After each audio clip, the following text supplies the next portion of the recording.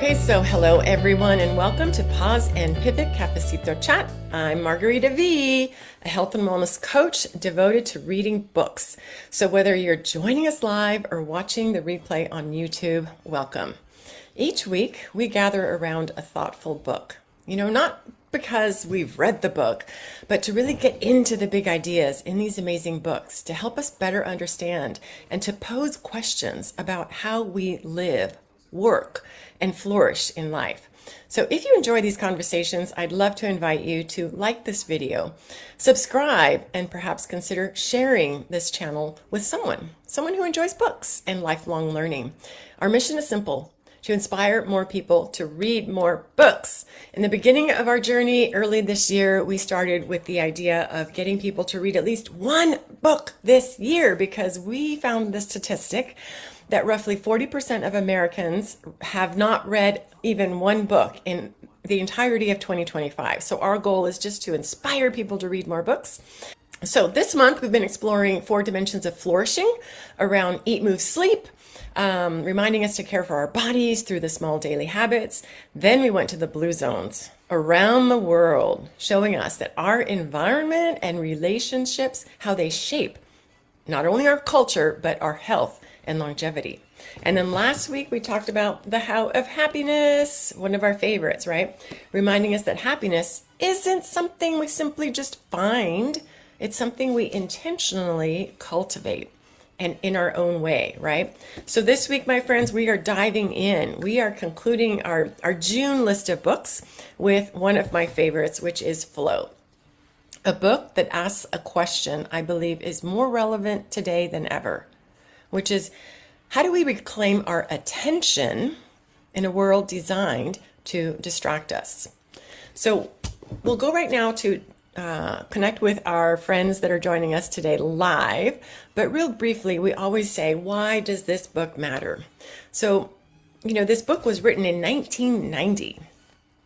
If you remember back then, there were no smartphones, no social media, no AI assistants, right? So it was just this idea of where do we get our information?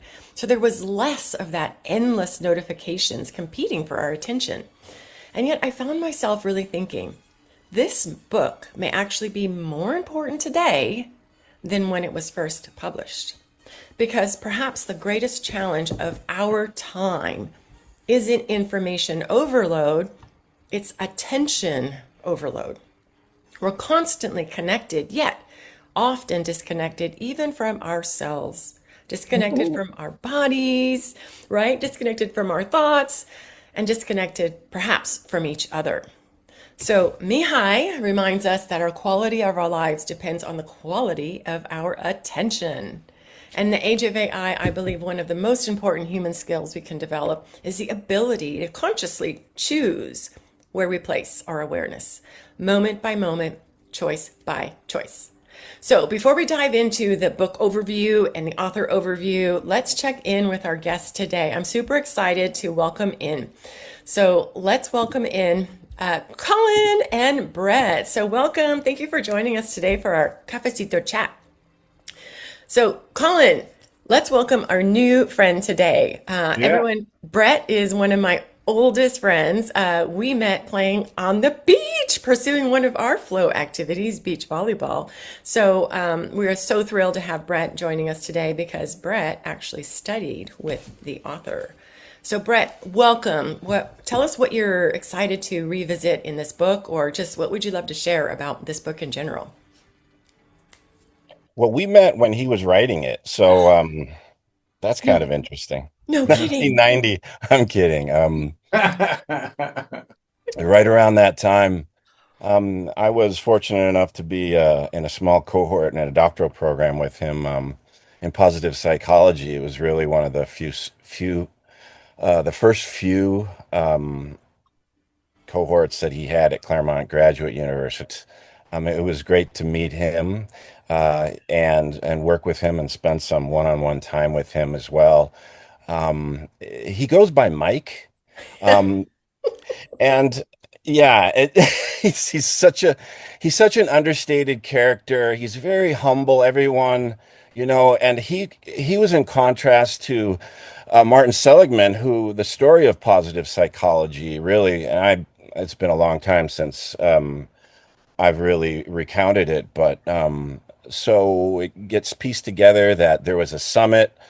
Seligman was the president of the APA at the time, and he had bumped into Mike somewhere, and then they went on a vacation, and they talked about, hey, what is my mandate for being president of psychology? And they made this big pivot from all negative based therapies and solutions to problems to, what makes life worth living. And so that's what Seligman ended up taking full credit for when really it was kind of a joint idea, but Mike didn't care. It's kind of like drama, always some sort of, behind the scenes stuff that I was all like, oh, that's very interesting how that all happened.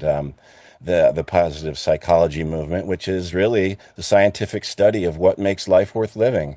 And it was brilliant. So I'll turn it over to you, Colin. Well, cheers, dude. I'm really glad to meet you, and I think it's really cool that you had that experience. I'm intrigued by stories about how stuff like this happens. We can talk a whole hour about that, and I'd be satisfied. So, anyway, thanks, Maggie, for bringing this book. I love flow. I got introduced to the concept by Stephen Kotler and a guy that he's done some work with. And the idea of flow is intriguing to me because I I have had that experience and I want to do it more. Yeah, I know, right? We want more of that. Yes, thank you, and more of that. So amazing. I am really just so thrilled and honored to have you both here. And Brett, yes, I think we met around 1995. So this book was written in 1990, the first edition, and it I didn't know about it. I think I read it maybe 5 years ago for the first time, and now that I read through it again for the second or third time, I can't remember. I've just really gone deep. It took me. I always share how long it takes me to read these, and you know that I read it over like 7 days. It took 9 hours, but like every single page is double outlined and tabbed, and there's just like so many good things in here. So what we'd love to do in this chat together is to really look at what are some of the big ideas that have come into the book, and to encourage people to pick up the book, read it for themselves, see what pops out for them, and in the end, it's just pick one idea. What's one insight that you'd love to like explore and work with some of the insights from our shares and also the book. So I love it. Thank you so much for being here. So let's dive in now to a quick overview of the book and the author.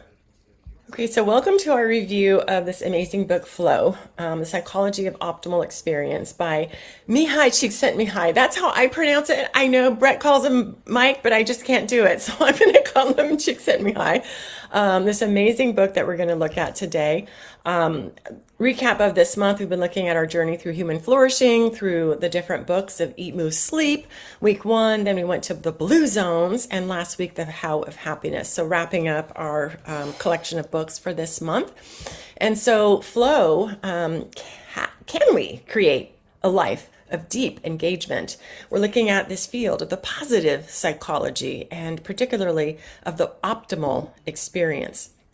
What's surprising about this book is that it really isn't just about flow.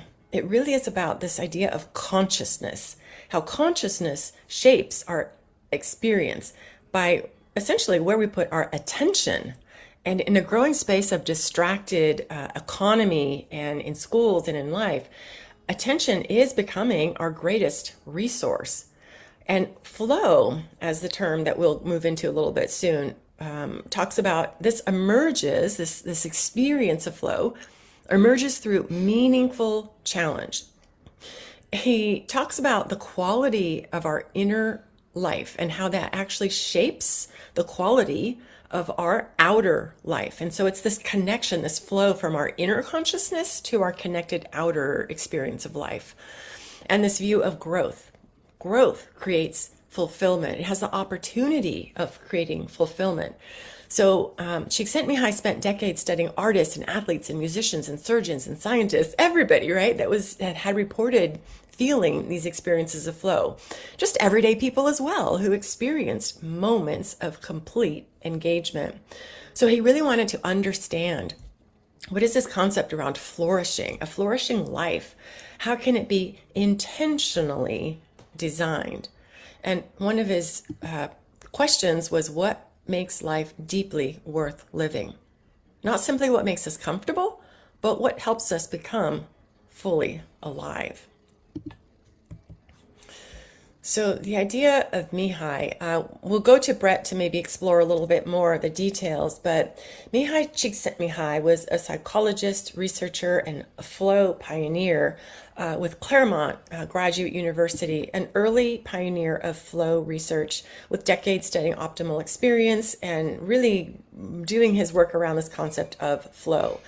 Studying individuals, understanding the commonalities, and the intricate understanding of the inner experience and how our attention, quality of attention, can connect with the direction of our purpose and how we experience our outer world, our life. So as an early leader in positive psychology movement, as we just talked about, 1999, Martin Seligman started to question more of what's wrong with us, moving away from sort of the negative or the -5, -6 aspect of health and well-being, particularly with mental health, and moving towards the neutral. And the curiosity opened up. So the research on creativity and flourishing is the field where we're going to be looking at in this amazing book. And to just look at why this book matters. It's, again, meeting us in today's society where we are inundated with a lot of stressful activity. We're in a lot of uncertainty, challenging times around the world, here in the US, and perhaps in our personal lives. So our modern challenges are presenting a constant form of distraction, the stress mode. We have fragmented attention where we're not able to fully focus, do deep work, or really look at the bigger pictures of what really matters right now. And as we're experiencing and seeing more of a rising burnout, both in workplaces as well as on our individual pursuits of the quality of life, and the important distinction of how AI is shaping our workplace and our personal experiences of how we consume information and how we are not showing up in relationships as much. So we're here to look and search for that deeper engagement. So why does this book matter? We encourage you to take out a notebook, some papers, and just begin to write down what stands out for you in these amazing ideas that we'll be sharing. And write down some ideas around the reflection questions. The first one is, what competes most for your attention today? So what is kind of like asking you to pay attention to? Is it your iPhone? Are we scrolling a lot? Where are we placing our attention? So that is kind of what we'll be looking at, and we'll circle back right now for a quick comment by our guests before we dive into the big ideas. So guys, what do you think? Why does this book matter? Where is this landing for you guys? Flow. Start real quick about the book itself. The way Mike did it. He had to really establish the scientific side of things, that he made some observations about what was going on with all these people that he was interviewing to see, what is it? Why do these people do this for its own sake, right? And then to be able to give it legitimacy in the scientific community, because he was a psychologist. He got his doctorate in 1965. And, things were super. I mean, he was inspired by Carl Jung, for crying out loud. He went to a random lecture in Hungary or something.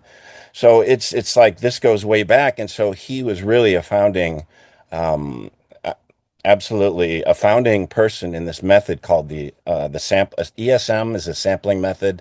Mm. And then what I like is brilliant about what how he writes, which I love the way he writes, is that he's able to translate that scientific side to, and then kind of open up a little bit. He's always, I noticed from him, his personality, he's always careful about being, about not saying too much about his work, right? He wants to be very deliberate and careful about extending the science too far. You know how we tend to do that sometimes? Hmm. So what I like is when he does do that, when he goes the extra mile, I go, Mike, just stretch it out a little bit and write more. And he does that at the end of the book, a little bit more from my memory of it than he does at the beginning when he's establishing a lot of the different mechanics of the ESM method and how he came to this whole concept of flow.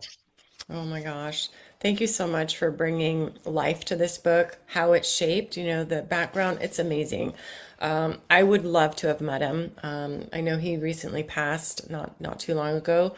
And thank you for sharing how the book came to be. And it is chock full. And I can feel how he's holding back on the science. And there are so many footnotes. I think there are literally 62 pages of notes in the back. So for those that want to dive into the deep research.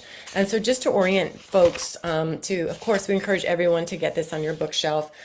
He goes into the broad areas of the anatomy of consciousness, oh my gosh, yes, let's dive into the anatomy. And then he really focuses on these topics like enjoyment and the quality of life, the conditions of flow, the body in flow, the flow of thought, work as flow, huge, right? Especially with Freud focused a lot on work and love as those two central areas to bring more meaning, and what brings meaning into life. And so then he goes into enjoying solitude and other people, cheating chaos and the making of meaning. So each of these could have been a whole book in and of itself. And I feel like I need to revisit the book again because there are so many ways to connect this and to make it relevant for each of us, for each of you, to which area in your life you'd like to just shine the light of awareness a little bit more and bring more of that idea of how you can apply some of these ideas to your life today. So thanks for sharing that, Brett. Colin, anything to add before we get into big idea number one? No, like I say, I could sit and listen to these stories for a minute, but I guess, yeah, I guess I would say that the first time I became aware that this is a state of being that can be cultivated, it was pretty exciting for me. I realized, oh my God, because the only way I'd ever heard of it before were when people get into it and they get in the zone in a sporting match or something like that. But the first time I realized that you can get into it at a desk, you can get into it walking in nature. You can, in that moment, I began to connect some dots and go, oh God, there's all different versions of this same state. And that was pretty exciting for me. Yeah. Similar to our book last time with Sonia Lyubomirsky, where she really made it. This is about personalizing your path, and being engaged, intentionally engaged. So creating that path, right? And Mihaly Csikszentmihalyi is describing the feeling, the flow, the essence of being in that between discipline, or I'm sorry, between our challenges and our skill set, in that sweet spot is where we experience a sense of flow, not boredom, and not anxiety. So one thing before we get into the big ideas is he lays out, I think, these categories because overall he wants to look at sort of how does culture show up? What is the role of culture? And why do we kind of need to focus on these different areas as pathways that we can then choose to explore and engage more with life? And he talks about culture. Culture kind of came up as a major one of the major functions of every culture has been to shield its members from chaos, to reassure them of their importance and ultimate success. And he goes on and on to talk about why the Eskimos have this kind of culture. We can look at the African nations, the Aboriginals, and modern cultures with our norms like religion and the values in work and family systems. So we need sort of concepts of how we show up as communities. And so, in a way, being aware of our culture is sort of like being aware of that container that we talked about last time, right? The cultural container, the soup that we're swimming in. If we're not aware of that, then we may not have that direct ability to direct where our thoughts and our actions go to make sense of our pathway, right? So that's the overall thing. And he talks about chaos in the end. So that's why we talk about these different facets, to focus on one area and then to choose one as an experiment, go in, collect the data, and then like we do here in Pause and Pivot, pause, reflect. What worked well, what needs revising, and let's move on to the next one. So, all right, with that, let's move into real quick a brief overview of the 3 big ideas that we're going to be looking at today. Again, we can spend hours in this amazing book, and I'd love for each one of you to pick up your own copy of this book. So the big ideas we'll look at lightly today are: number 1, the quality of our lives depend on our attention, where we are focusing our attention. Number 2 is growth happens through meaningful challenge.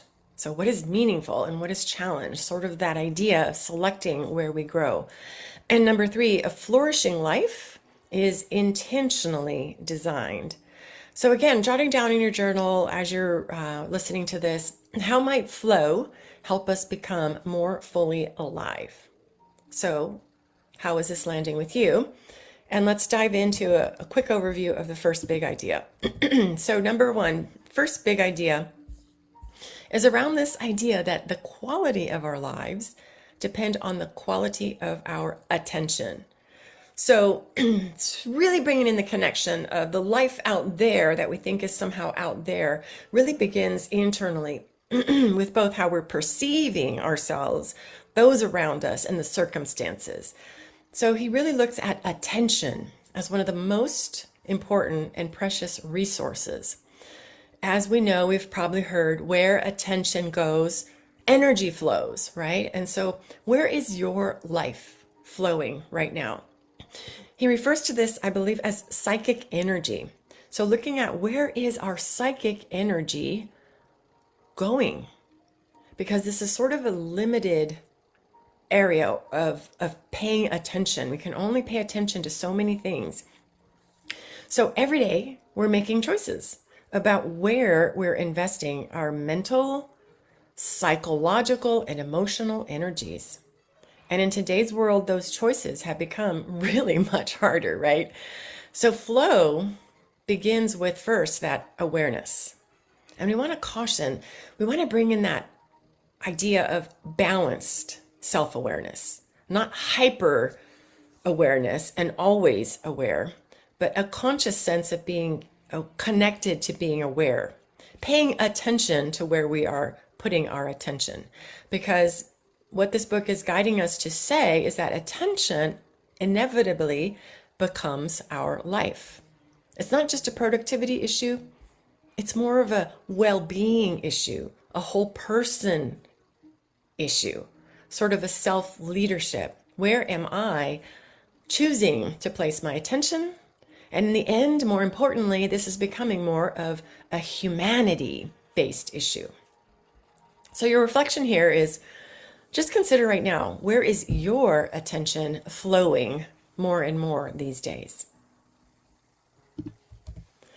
And one of his quotes is, control of consciousness determines the quality of life. So are we at the helm? Are we in the driver's seat of our lives that we tend to think about in a lot of the books that we talk about?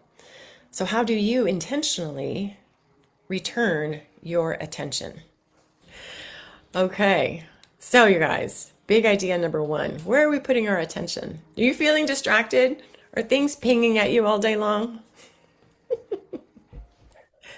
And how is Mike, that impacting us? yeah, Mike in some of his later stuff, I recall, talked about effortful attention versus effortless attention.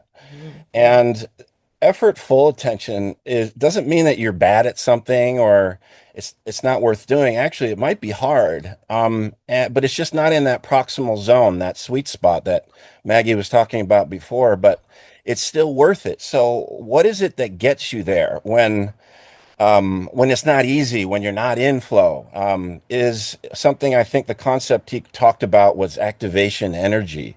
That's got to come from you. You've got to provide that out of, you've got to find it in your pocket or wherever it is that you can pull it out of, and then apply it so that you can get to the next level, so that you're in sequence, that you have that balance of skills and effort. So it does require a little bit of activation energy to get you there. It's not that you're not good at it yet. It's just that you're not your energy needs to start with something. Hmm. Yeah, I love that. Thank you for bringing that up. He was so precise with his words, right?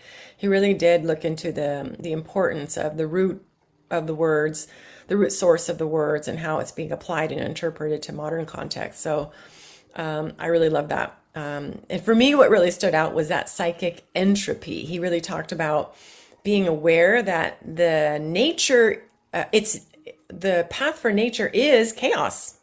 If left alone, nature will go chaotic, right? If we don't trim our weeds in the background, we can see where nature wants it to go. So there's nothing different with our thoughts without the pruning and the trimming, as well as the nurturing and selection. It's like, it's chaotic. It can be chaotic in there. So the idea that is really being shared a lot with modern research thinkers as well is around this idea of organize the mind to then organize, your quality of life. And I really loved his idea of psychic entropy, which is sort of a state of inner disorder that fragments our consciousness. And then conversely, like what Brett was talking about, when we intentionally focus our attention on meaningful activities or activities and ideas that are more coherent or integrated with our authentic self, then consciousness becomes more ordered, integrated, alive, and dare we say, more meaningful. So much goodness, right? What about you, Colin? It's interesting to me because a couple of things came up, especially like the Brett was pointing to, that some part of it has to come from you.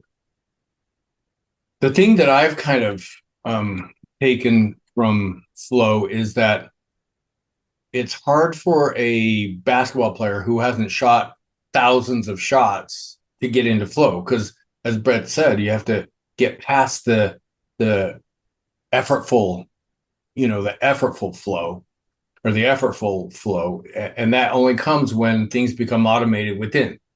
For me, that's where meditation that I got into for years and years. After enough years of meditation, I moved from the effortful flow into those moments where you just, oh, dude, I'm here. This is awesome, and that's really where it started to. I started to put two and two together, and I would add one thing to his focused attention, that you have to have a general orientation. If you have an orientation towards defending ego, you're going to pay attention, and you could get into the flow of really defensively, paying attention.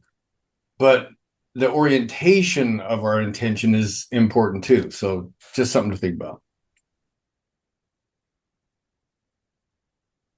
You're muted, Maggie. Sorry. I love that. And I just read a review of a book, The Gap and the Gain. It's a new book. And it speaks to exactly this, sort of the quality of consciousness and therefore interpretation of what's going on if we're in the gap between how we're showing up and our potential.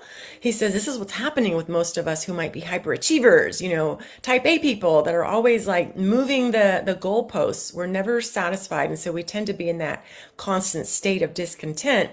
And he says we got to pause and remember to focus on the progress, right? Focus on progress versus perfection, and recognizing how the ideal goal is like that North Star. But that how we get there is through sort of intermediate goals where we can actually achieve, like those islands of destination, and how important it is for leaders in particular who are always moving the goal and having higher and higher challenges, including self-leadership, right? For us, as we develop and emerge and evolve, is to remember that when we're in the gap, we tend to view ourselves and therefore judge our progress by where we are right now and our ideal. So, like you said, it's more of the ego, how we're showing up with the ego perspective of, I haven't achieved it, or how we think of ourselves. Oh, I never achieve it. I'm a loser. I can't do it. But the other way is to say, pause and now measure backwards and say, I am here. This is what I've achieved. Let's look back and see what I have achieved. And in that way, we look at where we've come from, what we've achieved, and we're in the present moment, acknowledging the lasting benefit of having that further goal as pulling us towards our higher and better future version of ourselves without the negative judgment aspect. I know that was a long explanation, but it's sort of a new book that kind of brings that quality of, are we showing up and viewing our progress from ego or from that sort of servant leader position, and acknowledging the progress. And what Mihaly Csikszentmihalyi would say is, we got to enjoy the process too. Yes, Maggie, I think you're talking about savoring. Looking back is savoring your successes, and that is actually studied scientifically within the positive psychology community. So that's what I was thinking about when you were talking about that. I love that, savoring. More of that, right? Amazing, huh? I'm trying to think about whether you're going to get to this, but I'll say it just in case you're not. Yeah. Is just about how this sweet spot is a moving target. So it's in between boredom and anxiety. When it's things are too easy or too hard, there's that sweet spot. But once you master something, the sweet spot gets harder, I mean, objectively, but you have more sophistication. You've already banked that pleasure, sorry, not pleasure, enjoyment. Sorry, that's an important point. You've already banked that enjoyment from that sophistication that you earned, but your goals are more difficult, so that sweet spot moves to a more challenging place objectively, and so therefore your skills have to keep up. And so I that's your next job, as a student of flow and whatever it is that you're doing. Yeah. So that is the chart that Brett is talking about, the skills versus challenge, So when we get bored when the skills, or we don't have the skills that meet the challenges, and we feel anxiety when the challenges are above our current skill set. And that is so pertinent right now, right? And I love what you said, connecting it to savoring. He really points to that. It's not just the challenge and the continual pursuit of goals and happiness, right? And enjoyment. It's recognizing that it's part of learning to focus on enjoying the process.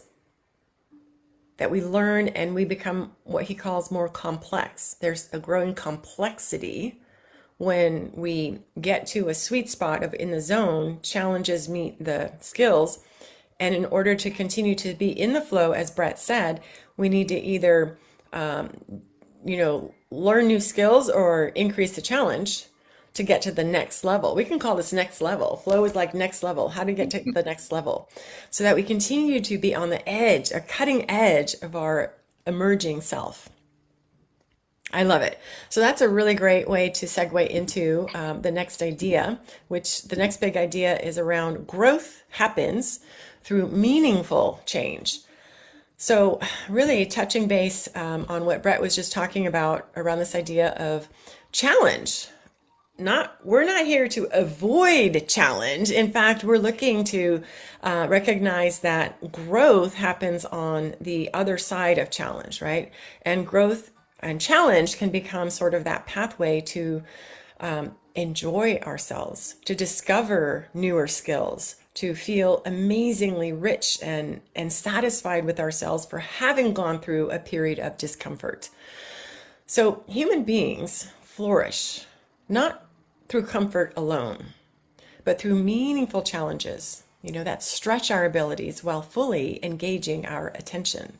So flow is the state of experiential being that emerges when, and these are two things that he looked at, challenge and skill grow together. That's perhaps the most widely recognized concept from the book, and that's that relationship between challenge and skill.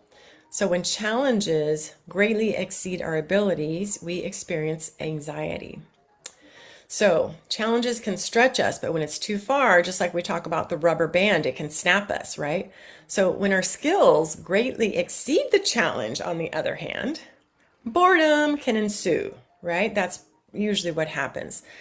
So as we refine our skills, as we learn more of those, how we bump the ball, how we serve the ball, how we approach the line if we're doing beach volleyball, right? Skills continue growing. And we reach that next level where flow emerges between these two extremes of higher challenge and skills evolving. So flow lives between boredom and anxiety. It's like the two banks of the river. We can be flowing in the river of life as we continue to have our eyes on both sides. And we can have fun with it, right? Can we savor bumping up against both of the borders? Bump up to our maximum challenge, bump up to where our skills are, and then come back into the middle and enjoy. He really points to this. His deeper insights really goes beyond just the challenge and just the skills. He really goes in to say, we need to look at what's the difference between pleasure and enjoyment, just like Brett was saying, right? Because Caught myself. He says pleasure restores equilibrium. That's awesome. That's super awesome, right? Who likes to be unbalanced all the time? But guess what? Let's look at enjoyment. Enjoyment expands who we become. Every flow experience asks something of us. It requires concentration, effort, learning, persistence, and growth. Over time, these experiences gradually increase to what Mihaly calls complexity. This complexity of the self, this ongoing development and integration of the self. So the reflection here is, what challenge is helping you grow right now?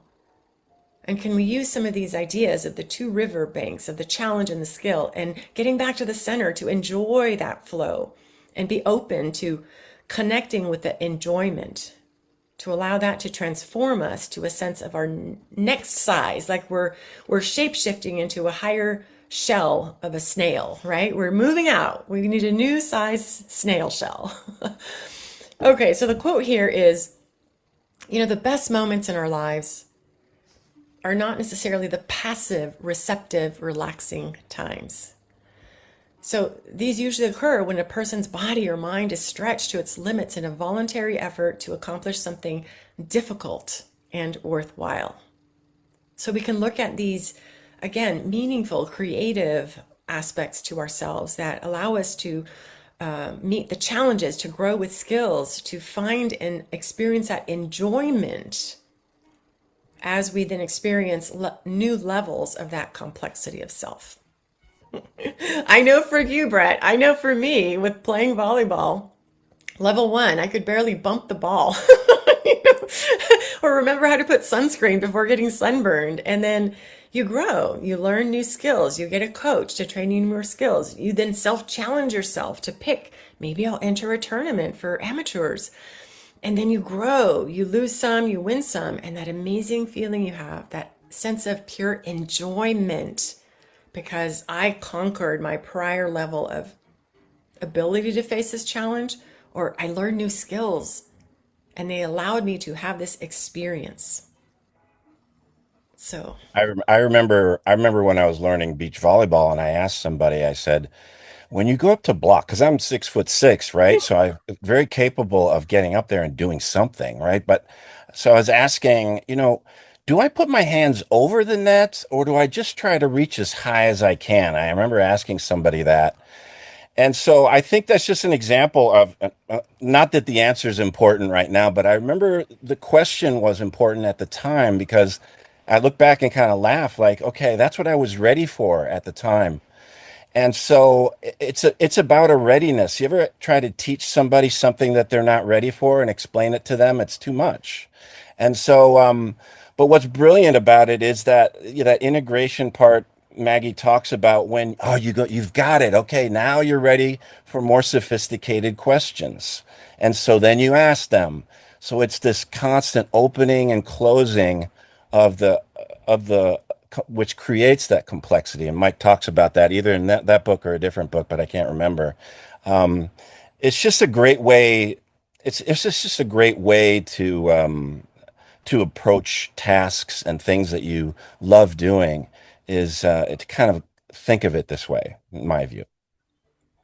Yeah. I love it because it points to something I've come across and in my made a switch in my own mind where I no longer think of life as a noun. I Mm. contemplate life as a process, a recursive process. And he's literally laid out the recursive process.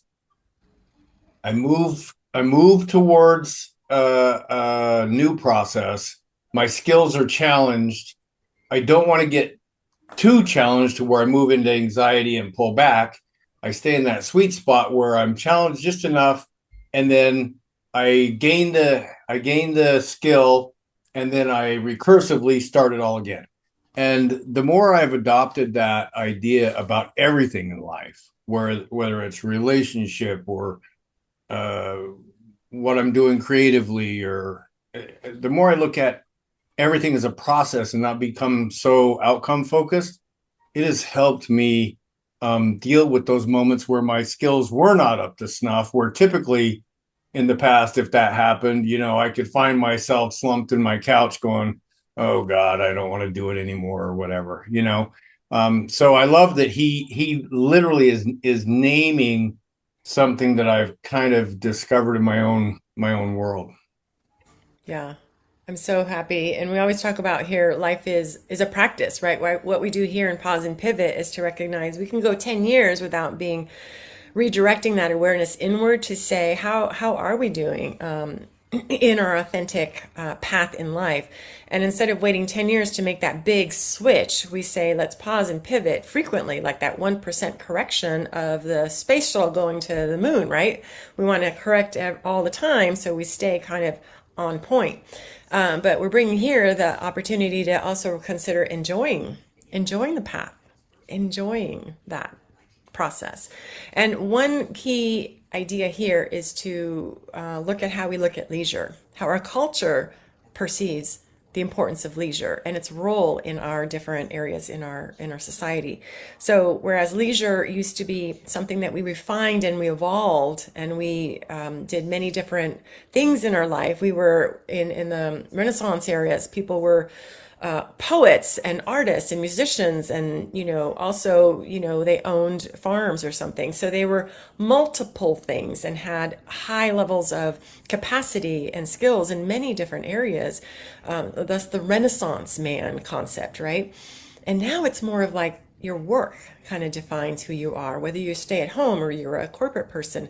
It's like what you do tends to define who you are, and what you do leisure is what the reward for not working. So he really goes into that idea in work, and this is so important for our area where the future of work is being really impacted greatly by not only AI, but the changing nature of those services that our society is demanding. So just one thing here is about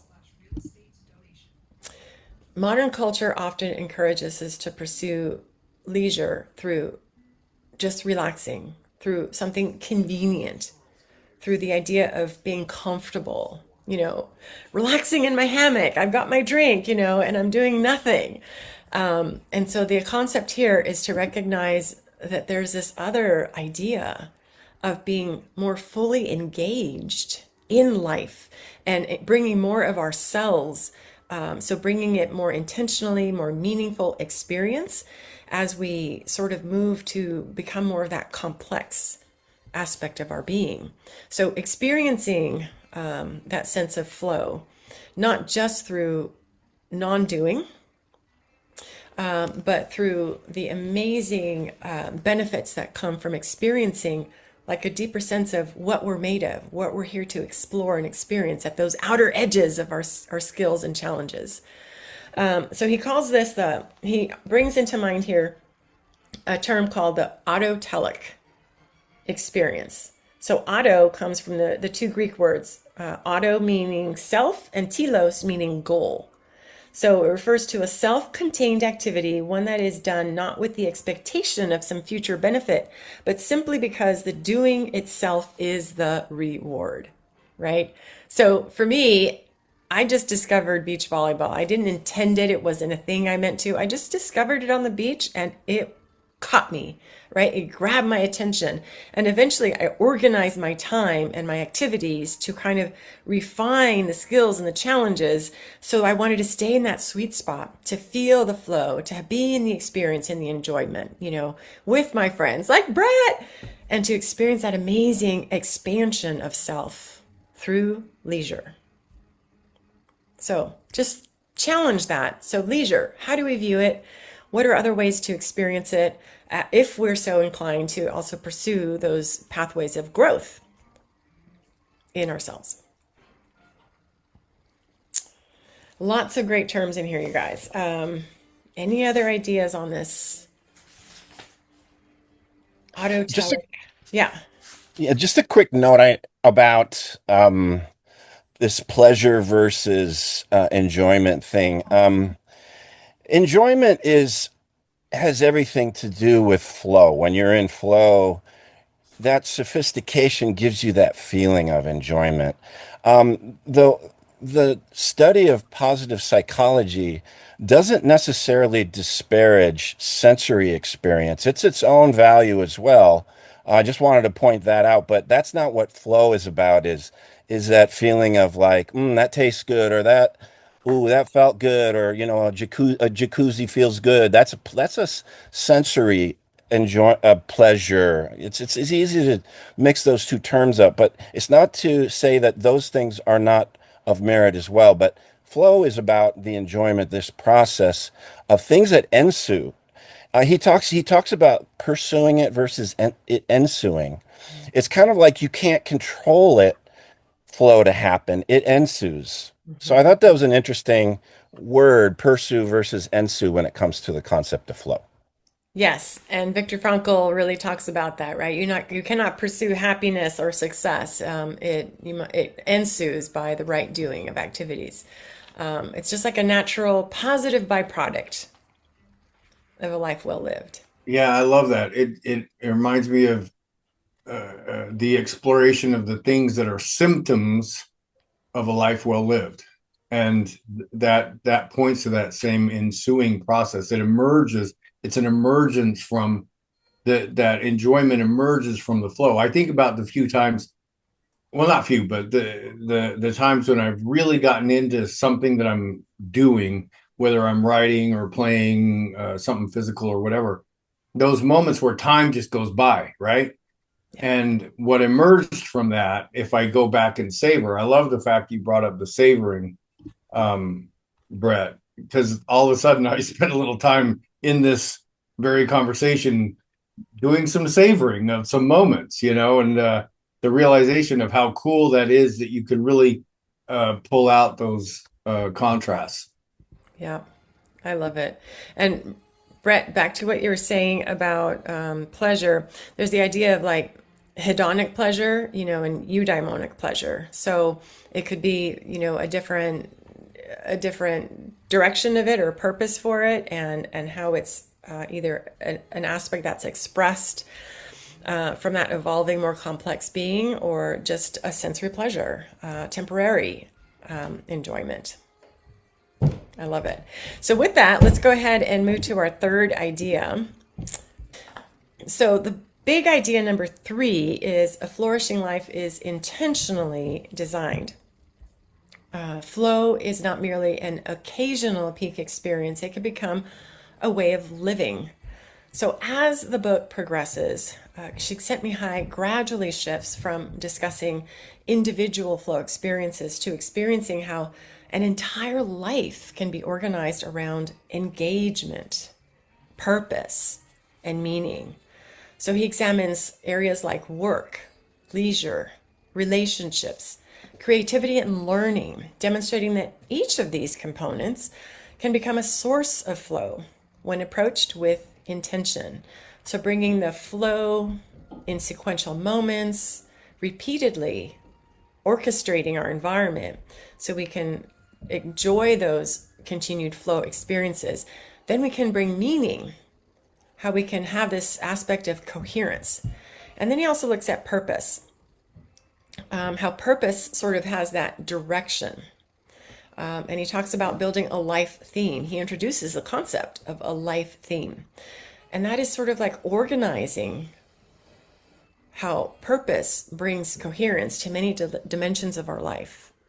So rather than accumulating bits and pieces or isolated moments of happiness, those temporary moments of happiness, he really says, he asks the readers to invite ways to cultivate a life characterized by continual growth, engagement, and increasingly psychological integration.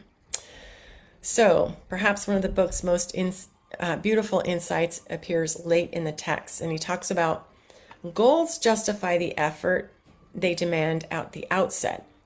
Later, it is the effort that justifies the goal. So it's like meaning gradually emerges through sustained engagement because it's important to you for this moment, where we are in life. So a reflection for you is, what kind of life are you creating? Your environment, your activities, your ideas. So what people enjoy is not the feeling of being in control, but the feeling of exercising control in difficult situations. So where are you exercising meaningful control in your life? All right, guys, I know it's getting to the top of the hour, and Colin, if you have to go, please share with us what's one of your lasting ideas with this. I guess more than anything, this last summarization circled back for me to the same idea that I talked about at first, which was orientation and the connection of meaning and purpose. You mentioned Viktor Frankl, Man's Search for Meaning. Meaning gives us that high-level orientation, which we then can use our focused attention on and emerge into this realm that Flow is talking about. It's actually kind of fun, Maggie.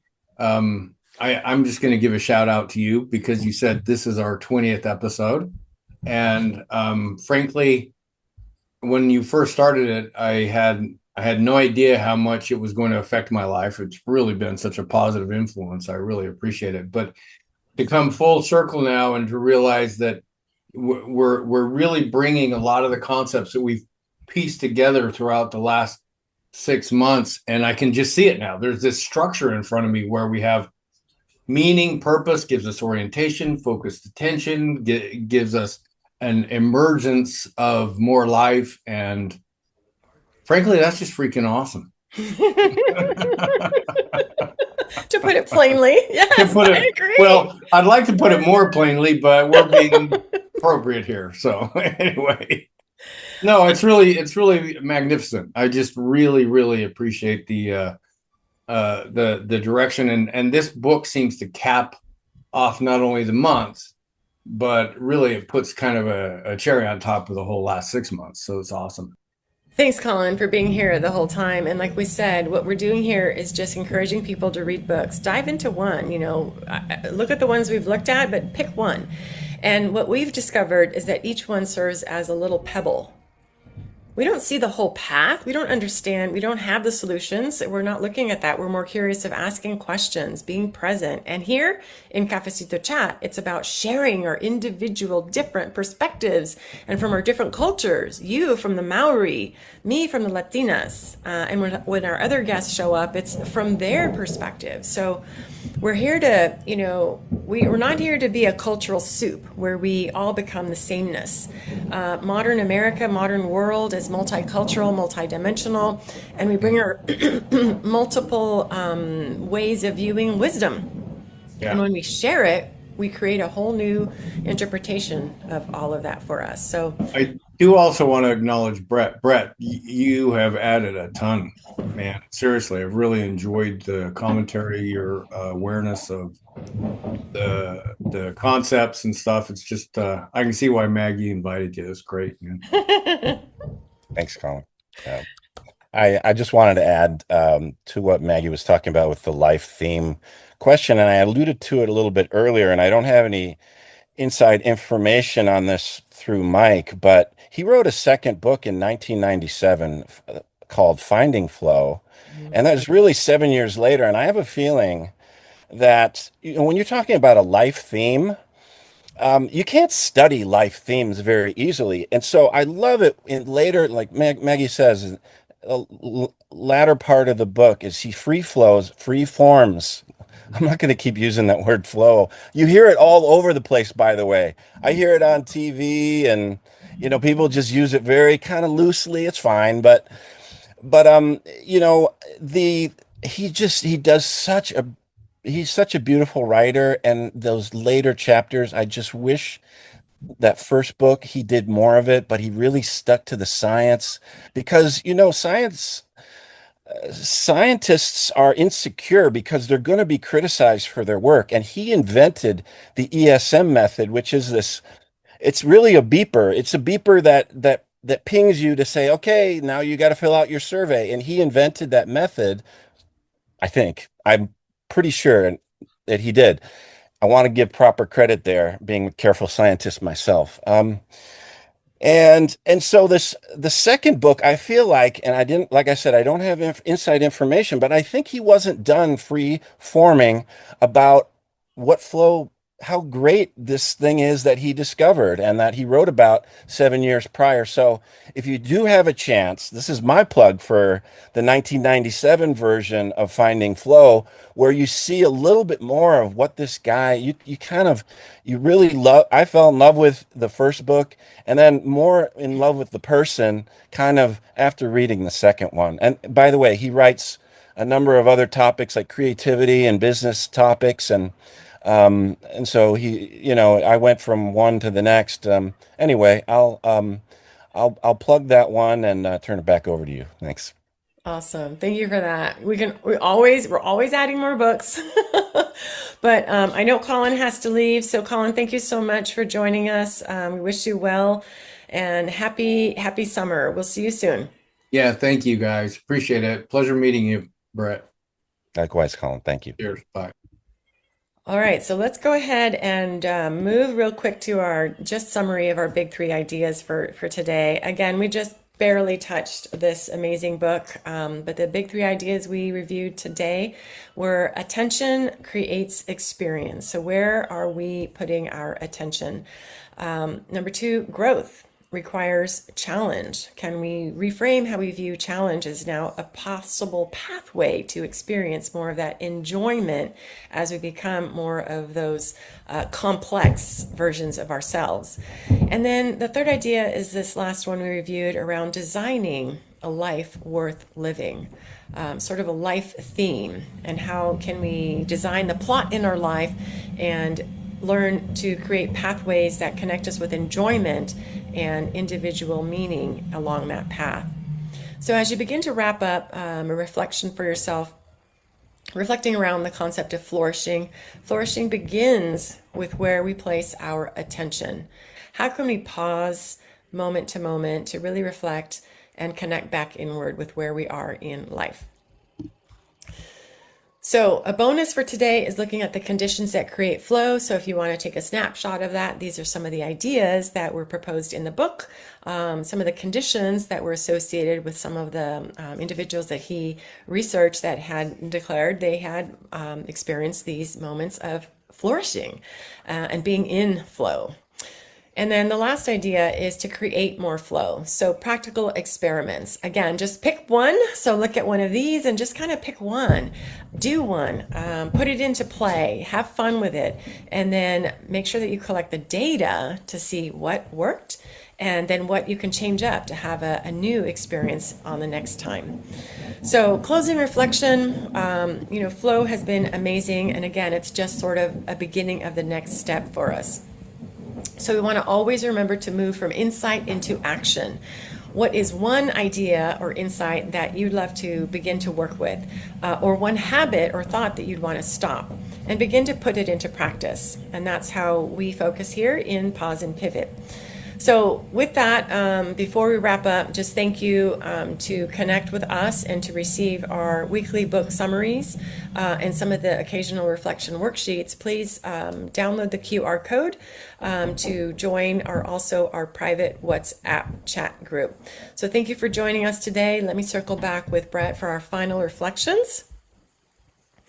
So Brett, it's you and me now. So let's take it home. I know this was super quick, right? Seriously, I just 9 hours reading this, and I think I'm going to go through it again because there are so many new ideas that I want to connect with other books that we've been reading. So curious to see what's landed with you or other shares you'd love to share with us now. I don't have anything in particular. Just thank you for including me. And I it has been a little bit of a few years since I've uh, studied um, and read those books. But yeah, I've read them a few times myself as well, and going back and doing that is highly recommended. So I agree with you 100%. I might even do it myself. Do it. I swear. So my thing as I read books, I never thought I would have time to read books more than once, but I realized, like you said, right, we are ready for lessons at different times. So every time I go through a book, like if I wait 4 or 5 years before reading one like this, I use a different color pencil, and then I put the year that I'm rereading it, and it's interesting to see what different sections or what different words I'm circling or where I'm putting a little heart, or this is a big idea now, like I'm now ready to absorb and digest that bit of knowledge now, whereas before it didn't pop out. So Yeah, I can go back and read my notes, and I go, "That's that person," and I feel like a different person 20 years later. And you really do have it's kind of like a data point of your life. You look back and said, "Oh, that's what I was really interested back then." Well, I got that now, and I remember interviewing my students about how well they are flourishing. I taught seventh grade. Yeah, I took one for the team there. For a number of years, maybe about 15 years, I had uh, I did an elective one time about flourishing, and one of the questions I asked them was, where are you on the five main areas of flourishing? And one of them was meaning, right? And you ask a seventh grader about where they stand in terms of meaning, have a meaningful life, and they go, "What?" It doesn't happen quite that fast, right? And so now, obviously, I'm a little later in my life, and it does make more sense. The life themes are becoming more clear, and that's kind of ensuing for me is how the dots connect together, and so I look back at my asking my students and trying to figure out why they didn't know what I was talking about, about having purpose, things like that. They're not there yet, but you can still try. I mean, but it evolves no matter how much you'd love that to be. I had one student say, I'm going to own a studio for what's the one of the martial arts. She was very sure about it, and it'll be interesting to see how that shapes for her. But it was very uncommon for any of my students to really be able to answer that with any articulation. But that's development, right? oh yes, oh yes, and we really kind of to that point we discussed The Anxious Generation by Jonathan Haidt as one of our books earlier, and it really did look at, it went into the sort of the neurobiology of the brain and the anatomy of the brain, and particularly for Gen Z generation, how they grew up with the iPhone and how it literally rewired their brain in a different way. And it's being shown throughout schools as they went into schools, college, and then into workplaces. But looking at how the brain is formed around, by completed its development by around the age of 25. So a lot of these questions aren't even like in a part of that question to self until the brain is fully formed. And then connected to that is the idea from, I think it was Steve Jobs, who said, we don't connect the dots in our life looking forward. It's looking back that we connect the dots. So I think these sort of concepts of meaning and purpose aren't even, like you said, relevant until we've had enough of that distance in the rearview mirror, right? Where we can start to connect those dots. So I'm so thrilled that you joined us today. I mean, it feels like I'm that one step closer to actually having met Mihaly Csikszentmihalyi, and that's how I'm going to call him, because to you he's Mike, but to me he's Professor of Csikszentmihalyi. And so the fact that you knew him, it's just such an honor. I'm so happy that you got to meet him and learn from him, and to be in the era where these ideas were forming. So just any other shares of your time here with the great Mihaly Csikszentmihalyi when you were studying at Claremont? Oh, it's funny. We had a random session, one-on-one, about 45 minutes, talking about his book on talented teens. As you know, I told you I was a seventh grade teacher for a long time, and it was spontaneous, speaking about, things emerging. It was just a spontaneous conversation with him, and at the end of it, he kind of talked the whole time, and I was just all ears, and I knew that this was sort of a rare thing to be able to have that with a person of his stature and demands on his time. But and then he caught himself at the end, and he goes, "Don't expect this to happen a lot of times." So it was great. Just like he's just a wonderful person, and we miss him now that he's gone. But he did live an incredible life of 80 something, 88 or 9 years, and I remember he had back problems at the time. He wasn't as mobile as he always was, and I just when I entered the program, I just remember asking him, "You're not going anywhere, are you?" You know, because he was not young at the time either. But anyway, I'll stop there. But yeah, honor, big ups to Mike. You can call him whoever you want. And if you mispronounce his last name, he thinks that's funny too, by the way. So go ahead and do all that. I've only heard it as Csikszentmihalyi. Are you gonna? What? How did he say it? Csikszentmihalyi. Yeah.